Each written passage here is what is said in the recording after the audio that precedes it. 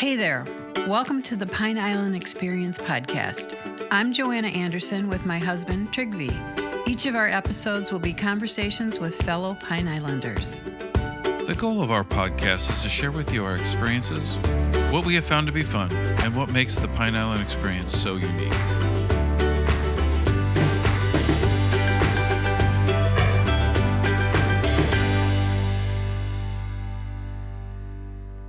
Weird thing too, we're getting known for our BLT, which is just a BLT. I mean, I make homemade roasted garlic mayonnaise. My wife has to leave the house when I make it because I roast off 4 gallons of garlic at a time. So it's the house is very, very garlicky. And we decided that we were gonna make this BLT, and we kind of put 2 or 3 strips of bacon on it. It was one of the summer things that we wanted to do. And we're like, you know what? I'm a big guy. I'm not going to come at you with a couple strips of bacon. I literally put on handfuls of bacon, and we renamed it. We called it the OMG BLT because people kept opening up the box and going, oh my God. They're like, how do you make any money? It's like, well, it's, we do, we don't. It's just a unique experience. So that was J.D. Hollway, owner of Horsehide Jake's American Sliders food truck. He and his wife, Tricia, serve up creative sliders with house-made toppings, including their unforgettable falafel. Watching them work together is something special. There's a rhythm to it. Tricia welcoming customers and guiding the line, JD building each order with focus and care. It's seamless, it's energetic, and it's a joy to watch. And now, here's JD. Well, today we have with us JD Hollway, known Pine Islander, from Horsehide Jake's American Slider food truck. Wonderful food truck. Thank you. Especially those falafel sliders. Oh. We'll talk about that later, but they're delicious. Thanks for joining us. I know how busy you guys are. Well, thank you for having me. And I witnessed what it was like, the stress you must be under, like at the Crab Fest, the line. Oh, yeah. Oh, my goodness. And you guys are so fast. I don't know how. I only saw your back, I think, when I was there. And Tricia was up there taking orders and serving, and it was phenomenal. Well, thank you. We try. We enjoy what we do. It's very, very, very fun and fulfilling. It's and food trucks have always been a kind of a passion, but it was we started one. I think we're doing about 5 or 6 years now, so we have it down. You have it down, sure. Oh yeah, and it looks like fun too. Thank you. But thanks so much. Well, we want to start way in the very beginning, where you grew up and went to school, and then eventually how you ended up on Pine Island. Let's see. I was born in Pennsylvania and raised in South Jersey, New Jersey. Moved out when I was about 18, moved to Delaware. And then while I was in Delaware, I went to culinary school up in Philadelphia years and years before Food Network, before the big boom in the food industry, and worked my way, was working in a bunch of restaurants, and decided if I'm going to work 80 or 90 hours a week, I might as well go live somewhere where I have something fun to do on my day off. So me and a buddy, we packed up everything and moved to Florida, and we just kept driving south. My friend, he had a pickup truck with a snowplow in the front, and he brought it to Florida. I thought it would be great to bring a snowplow to Florida for whatever reason. We were staying on Fort Myers Beach, and we were camping. We were in a tent and trying to find a place to stay. And we were at the old bar down there called The Reef, which is no longer there, but it was, had the truck in the parking lot. We came out of the bar at last call or something, and there's about 4 or 5 guys stealing the snowplow, and we didn't want any trouble. So we just walked back into the bar and let the guys take it. And we said, this is the place where we're going to stay. So we decided to stay, and these guys were unbolting the snowplow, laughing, thinking it's hysterical. And we just kind of, that was fine. They said, well, we'll stay in Fort Myers Beach. And they'd probably never seen one before. I don't know what they're going to I think it made it probably their front lawn or something. Who knows? But so we wound up on Fort Myers Beach after trying to find a job for a while and not being able to. Back then, nobody wanted to hire anybody that was transitional. We were broke, and I couldn't afford anything to drink. So we were young, and I applied for a job that said sober cook needed. And I was sober at the time because I couldn't afford anything. So it was on Captiva, and I wound up driving. I drove across the Sanibel Bridge, and I knew driving across that bridge, I'm like, I'm home. I knew this was going to be the spot. Even before I hit the island, it was. Drove down to Captiva, and it was a place called Timmy's Nook, which is no longer there. It's there where the Green Flash is now. But it was it didn't have air conditioning, and a very old restaurant. One of the first on Captiva. And I started working there, and they took me under the wing, and I just knew I was home, and lived there for, I think, about 4 or 5 years, and then made it over to Pine Island and bought a restaurant, and here I am. So had the restaurant for about 25 years and sold it right before COVID. Oh, good timing. October before COVID, yes. Everything kind of worked out, and now I'm doing the food truck. And you're having fun. Yep. I have 2 wonderful kids. I have twin boys. They're 24 years old. And Cooper still lives down here. Everybody knows Cooper. And my other son, Tanner, is in Jacksonville. Just graduated UCF and just, finding his way through life. And Well, he's not too far away. No, not too far. And I'm married with a beautiful wife, Tricia, who helps me on the food truck and kind of live our life. We raise chickens and do the food truck. And so you guys are having fun. Yes. Were you always, do you think once the food, the restaurant was so good to you, did you find you had a passion for food service, for cooking? I've always had a passion for food service. Back when I first started 5th grade, they told me about a class that was full of girls and you could eat. So I did home ec, and that's just decided I've always been in the restaurant business in one way or another, and went to culinary school, ran restaurants, head chef, general managers. And when I was on Captiva, I was GM of the Lazy Flamingo 1. That was the one towards Captiva for years. And so, yes, I've always, and that's why when I sold the restaurant, got into the food truck, because it's something that,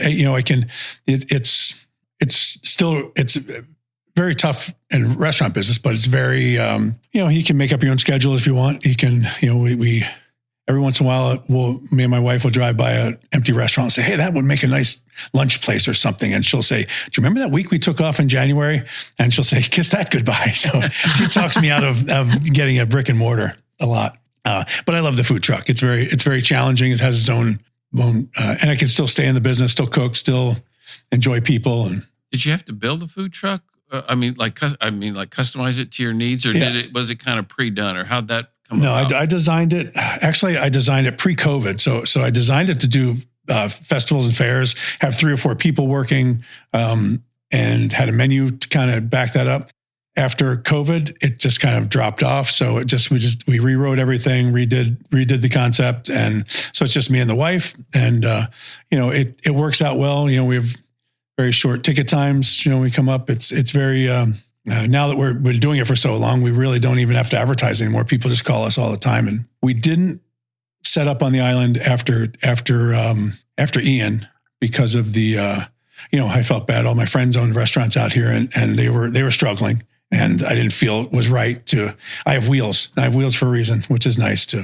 How does one design that? Because there's not a lot of space per se compared, at least in my mind, to a traditional, kitchen. So was it that cooking triangle, or where you want to reach for things? I mean, kind of what goes into the planning and how that gets laid out? Some of it's that, but most of it, your menu dictates what kind of equipment you need. And once you come up with your menu, then you can come up with the equipment. And kind of your business plan is, if you have 2 or 3 people, if you just have 2 people. Mine was designed for 3 people, but it's just 2 of us now. So I kind of do some running back and forth. But it's, we've designed the menu where it's easy enough and can handle pretty much any crowd. How'd you come up with the name? I've been dying to ask that question. I had a dog named Jake, and he was a chocolate lab, little hyper guy. And he would always look at everybody kind of sideways. Oh, and so one of my cooks, Corky, who plays in a lot of local bands and stuff, he named him Horse-Eye Jake, and he just called him doing the Horse-Eye. So Horse-Eye Jake, it just kind of like it was a funny name, and it kind of stuck. And I always heard, we knew a chocolate lab, they were always hungry. He was always hungry. Yeah, they just want to eat. Oh yeah, he was a fun dog. You've been known. I did research you. That's why I couldn't find out the Horse-Eye Jakes. Where is that? But in just looking back, you were a great supporter of the community. Yes, it was when I did the restaurant, it was very one of the things that I always really liked about Pine Island was the history and the people is what makes up everything. And a lot of things weren't going. People run across hard times or something like that. So we'd always have a fundraiser for this and a fundraiser for that and a party for this and a party. We never just had like a party. It was a party for something or somebody else. We did a bunch of barge parties, and we had some big bashes back then. But it was very, community has always been a big part of it. And now I'm just getting back into it. I just got elected onto the board of Chamber of Commerce. So I'm going to start that out. And, kind of after the restaurant, it took a few years, with COVID and the hurricanes and storms and stuff. It was, took a few years kind of step back and just help people out a little bit personally, but nothing big. But now it's time to start getting back into So that must feel good to be back and with the community. Yes, it does. So you kind of talk about your design. You designed the menu and then you designed the truck based around that menu. Did the menu then drive the slider decision, or did the sliders kind of drive how did that come about? Like, is it because it's a good ticket time for you, or how's that? Yeah, so it came out. I had a buddy, a sous chef of mine. His name was G, and he went up to South Carolina, and he was working in a bunch of restaurants. He got a food truck, and he started doing sliders. So we kept in conversation with him a lot, and he said that he's like, hey, try the slider thing. Because he was doing it up there, and so I kind of. I didn't borrow his idea, came up with my recipes and my stuff, but it's quick, it's easy, it's fast. It's a lot of places when you do food trucks, whether the festivals and fairs, or people don't want a huge meal. Mm-hmm. So they just want, a couple little things here to share. We do a lot of people come up and get 4 or 5 different things and sit down, they all share them. And it just kind of evolved to that. So it wasn't, my first choice was I had a bunch of different concepts that we ran by, and I designed the truck with the first concept in mind. But I also added other stuff. I have an oven on the truck that I've actually never even used, but it's it's there if you need it. It's there. I figured I had a space for it, so they're like, well, you can put something on there. So I just put it on there for more resale if somebody else wanted to have an oven or something like that. But it's a business that the food truck keeps you going. There's always something to do. There's something to clean, something to fix, something to tinker with, something to. So to me, that's what I enjoy. There's always something. I didn't like to worry about stuff. I have a philosophy like worry about enough when you're doing it, that way you don't have to worry about it later.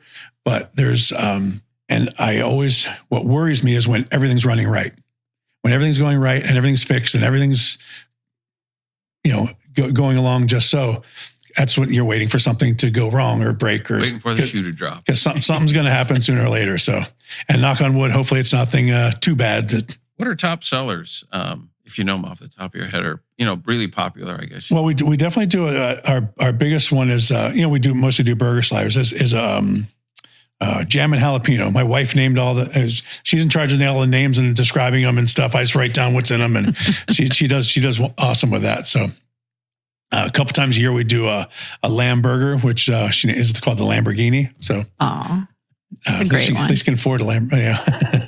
Our biggest seller is probably the jam and jalapeno, which we have. I make my own bacon jam and sriracha mayonnaise. We make 90% of the products.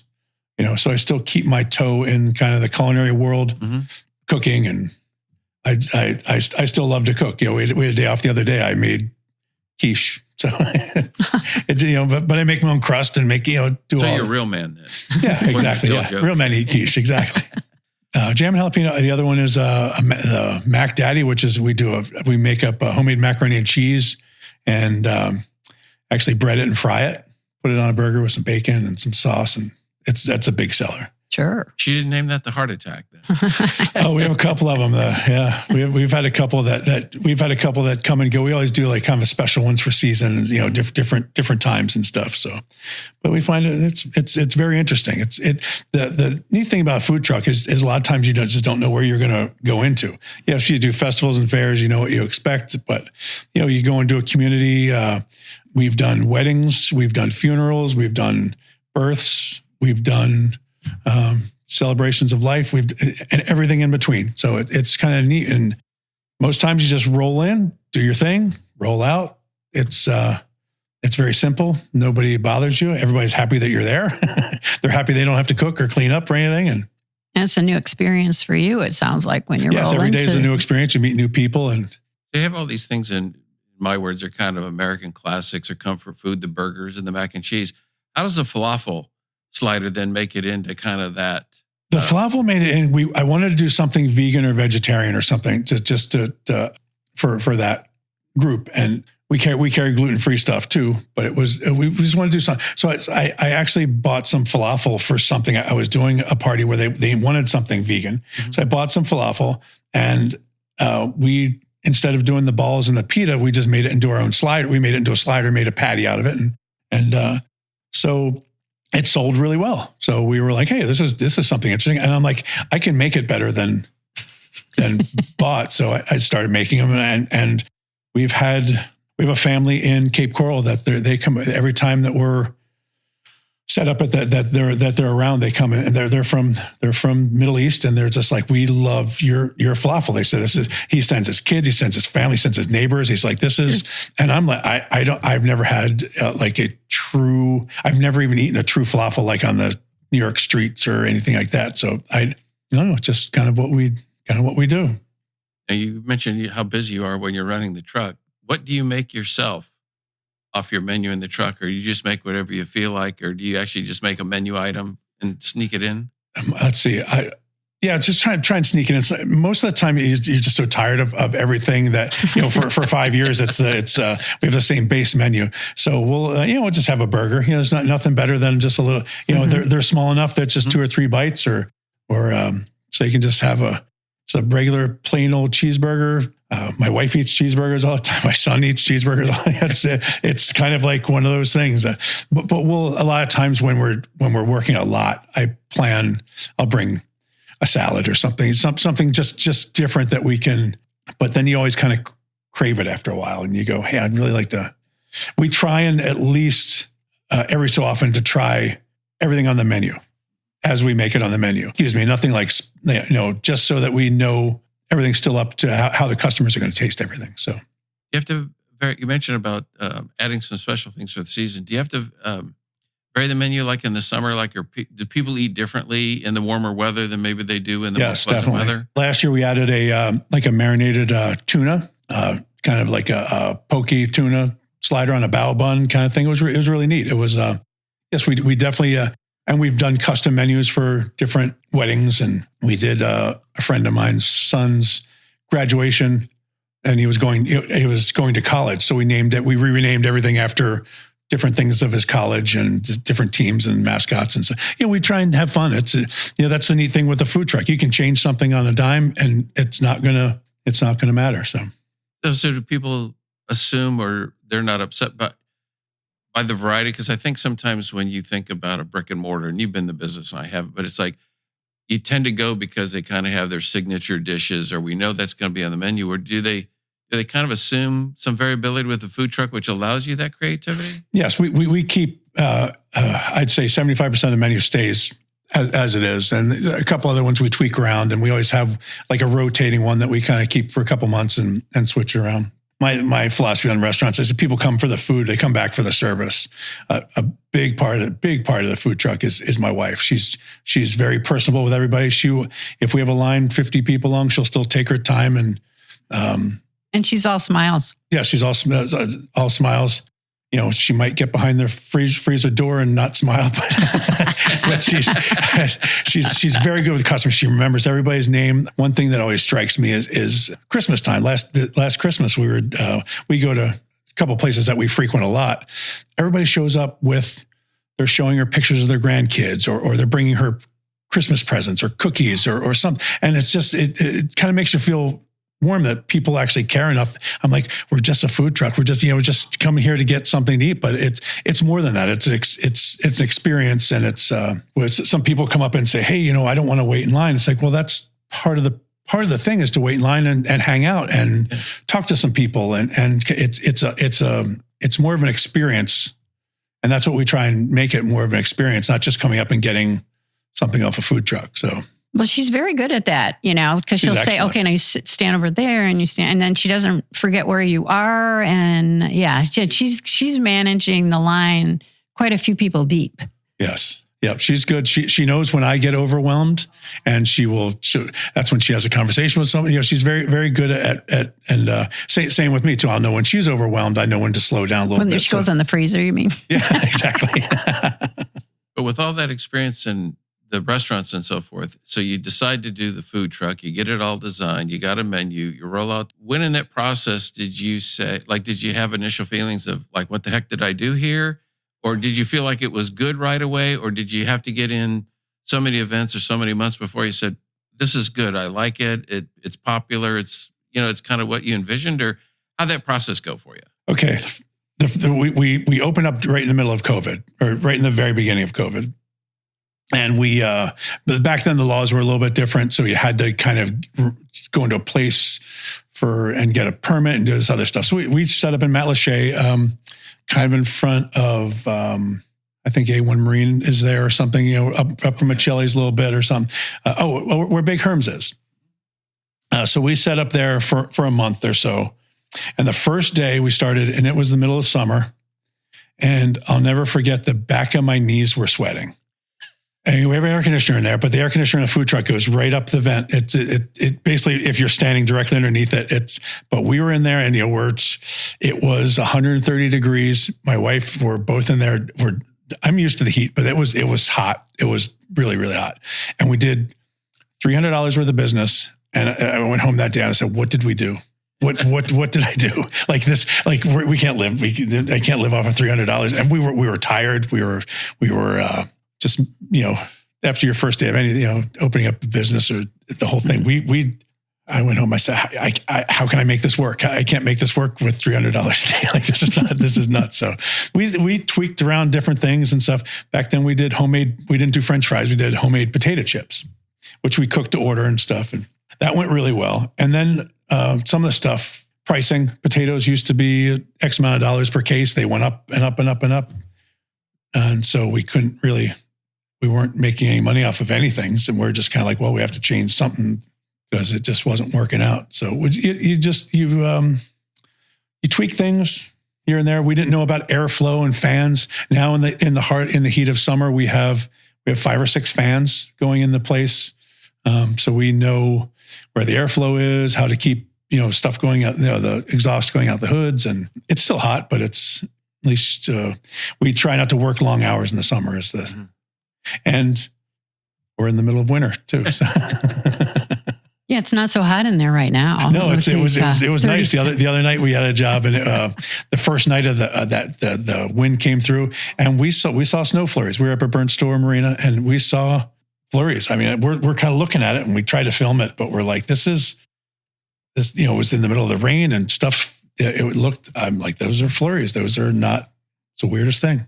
From all the locations you go to, do you have like a favorite memory of something that just worked out really well? Or was really memorable to you in terms of the reception from the people?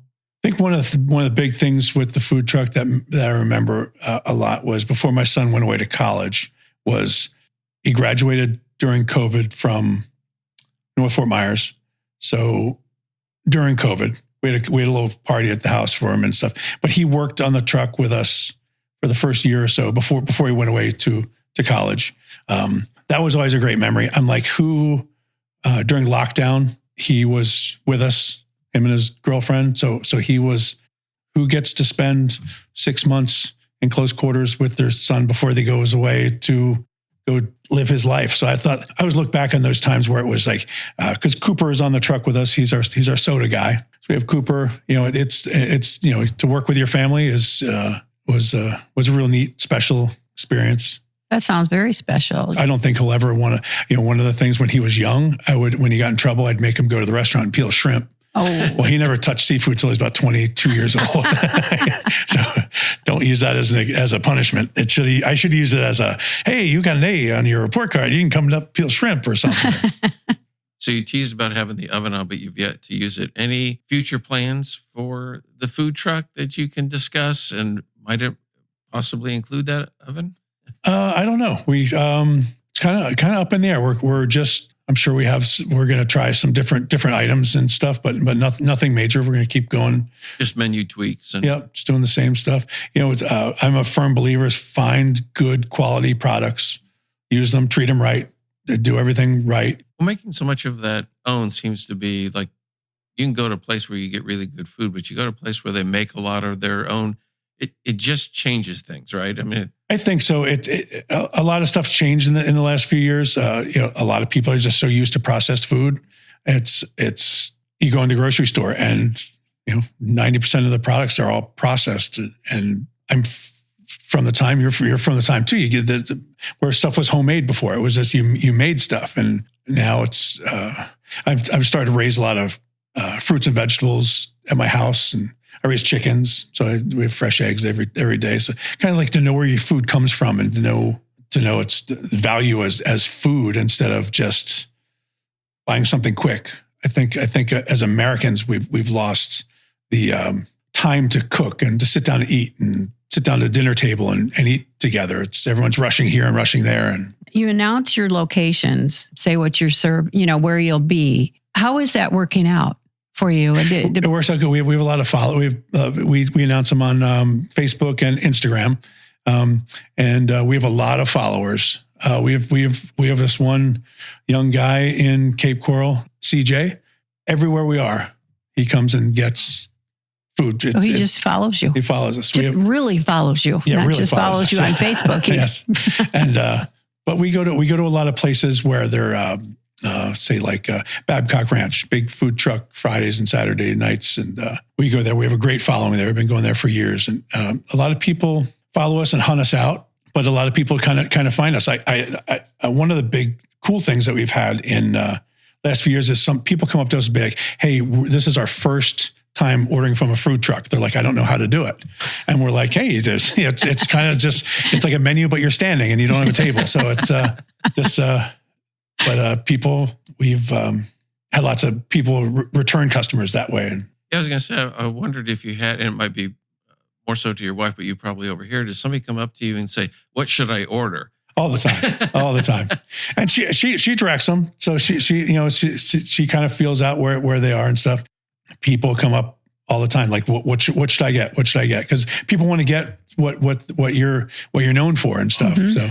So she always does the jam and jalapeno. We're also a weird thing too. We're getting known for our BLT, which is just a BLT. I mean, I make homemade roasted garlic mayonnaise. My wife has to leave the house when I make it because I roast off 4 gallons of garlic at a time. So it's the house is very, very garlicky. And we decided that we were gonna make this BLT, and we kind of put 2 or 3 strips of bacon on it. It was one of the summer things that we wanted to do. And we're like, you know what? I'm a big guy. I'm not going to come at you with a couple strips of bacon. I literally put on handfuls of bacon, and it's people. We renamed it. We called it the OMG BLT because people kept opening up the box and going, "Oh my God!" Yeah. They're like, "How do you make any money?" It's like, well, it's we do, we don't. It's just a unique experience. So, is there anything you want to talk about the food truck or your business that we haven't asked you so far today? I think people look at food trucks and they think, well, you just roll up like an ice cream truck or something, and you cook your food, and there's a lot of behind the scenes work. It's anywhere from, for every hour that we're open on the truck, there's 2 or 3 hours that you're cleaning, prepping, procuring food. There's maintenance. There's everything you could imagine that goes along with it. And a lot of people don't realize that when they get into the food truck business, that it's. But it's work. And it's a lot of work. And if you love it, if you love that confusion, if you love thinking about 20 things at the same time and going through the whole thing, it's a great business. But it's not a dinner party every night. Well, I love how you experiment with things, and you try new things. Do your customers ever try to tell you?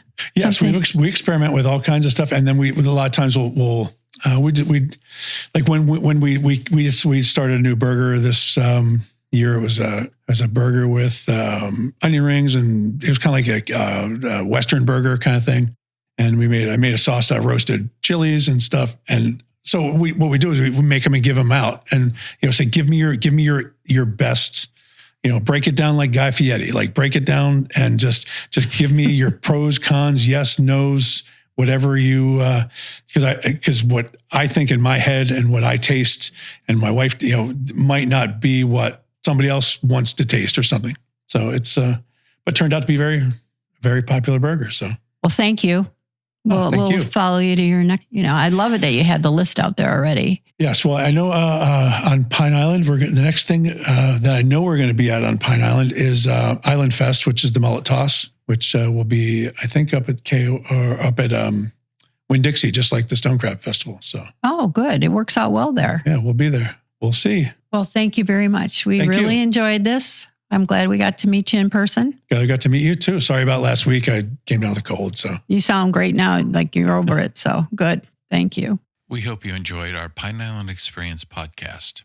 If you have any ideas for us, people to interview, or any comments, please feel free to email them to us at pineislandexperience@gmail.com. That's pineislandexperience, all one word, @gmail.com. Don't forget to like us, and you may subscribe to this podcast using all the major catchers like Apple iTunes, Google Podcasts, and Spotify. Thanks again for listening, and remember, island life is a constant vacation. We'll see you on the next podcast.